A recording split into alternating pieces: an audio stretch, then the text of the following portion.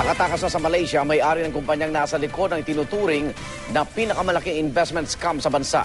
Libu-libong taga Mindanao po ang nabiktima ng 12 billion peso investment scam ng Aman Futures Group. Inalerto na ng NBI ang Interpol at Malaysian government para matuntun si Emmanuel Amalillo. Pinamamadali na rin ni Pangulong Aquino ang pagsasampa ng kaso laban sa lahat ng nasa likod ng scam. Saksi si Lia Manyalak del Castillo. Hindi na raw hihintayin ng Department of Justice na makalap ang lahat ng reklamo laban sa Aman Futures Group bago sampahan ng kaso ang may-ari ng kumpanya na si Emmanuel Amalillo. Gayon din ang mahigit 20 opisyal at ahente nito.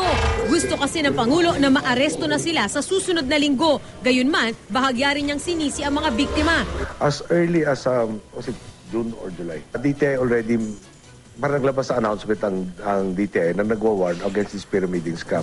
SEC August. Basta na nag-umpisa ang NBI, pinuntahan daw sila nitong mga investors at sinabing killjoy sila. So gusto ko lang pagdiinan na talaga namang ginawa ng mga ahensya at ng gobyerno bago pa lumaki yung problema dito na warningan ng ating mga kababayan. Nagpabuo na ang Pangulo ng National Task Force na tututok sa 12 billion peso investment scam. Ang problema, nakatakas na si Amalillo. We confirmed that he is right now in Malaysia.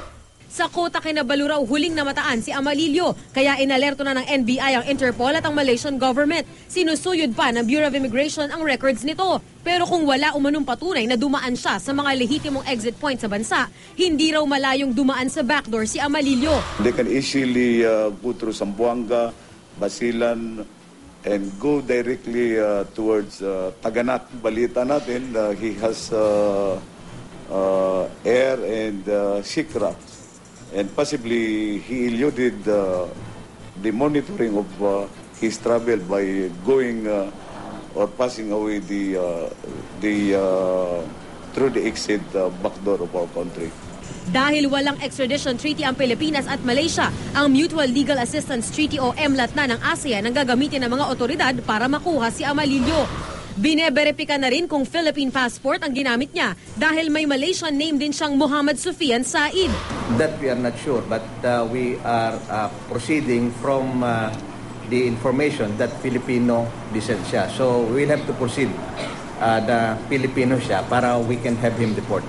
How to check with the DFA if he was issued a passport? We are doing that right now. Kung legal mang lumabas ng bansa, hindi rin daw mapipigilan si Amalillo dahil walang hold departure order laban sa kanya. As you know, I don't have HDO powers right now.